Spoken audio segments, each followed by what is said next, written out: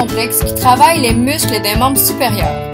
Les tractions peuvent être utilisées pour améliorer plusieurs qualités musculaires, entre autres la force maximale et l'endurance musculaire.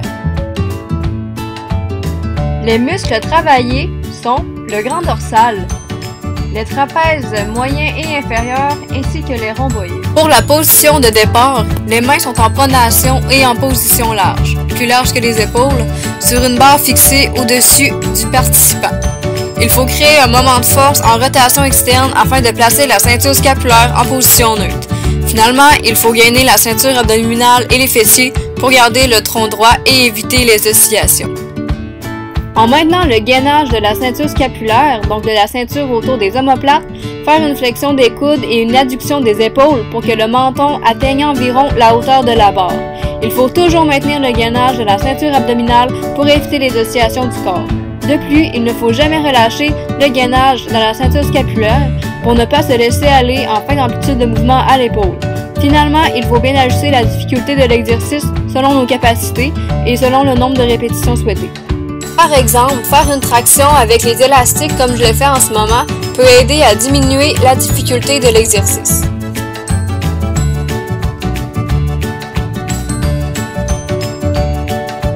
L'élévation des épaules et la flexion thoracique est souvent le résultat d'une tentative d'augmentation de recrutement musculaire du grand dorsal et du grand pectoral.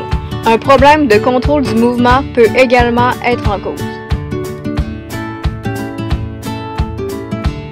Lors de la variante en prise supination, on va mettre les paumes de main vers le haut au lieu de vers le bas.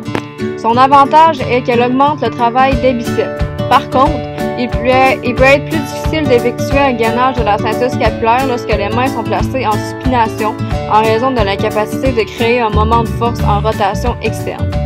Aussi, il est à noter qu'il s'agit normalement de la position la plus avantageuse, donc plus facile. Pour la variante en prise neutre, les trous de pouce sont orientés vers l'avant. L'avantage de cette prise est qu'elle augmente le travail du biceps et diminue la difficulté de l'exercice en diminuant le bras de levier. Par contre, il est plus difficile d'effectuer un gainage de la ceinture scapulaire lorsque les mains sont placées en position neutre en raison de l'incapacité de créer un moment de force en rotation externe. Il est aussi à noter que la prise neutre est normalement une position plus avantageuse, donc plus facile que la pronation, mais moins que la position de supination. La traction inclinée, c'est un peu le même mouvement que la traction traditionnelle, mais on se place sous une barre.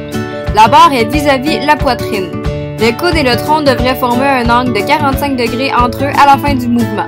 Ce mouvement peut améliorer l'endurance musculaire, la force maximale et la force vitesse.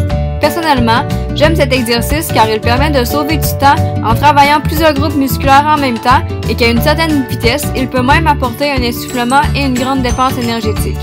De plus, c'est un exercice que tout le monde peut faire car il s'ajuste à tous les niveaux. Il suffit de monter la hauteur de la barre pour diminuer la difficulté ou de la descendre pour augmenter la difficulté. Les muscles travaillés sont sensiblement les mêmes que la traction classique, donc on a le grand dorsal, le trapèze moyen, les rhomboïdes et on ajoute les biceps brachiaux. Les variantes dynamiques servent à travailler la puissance et peuvent créer un certain essoufflement. C'est parfait à faire dans des circuit training pour augmenter la dépense énergétique.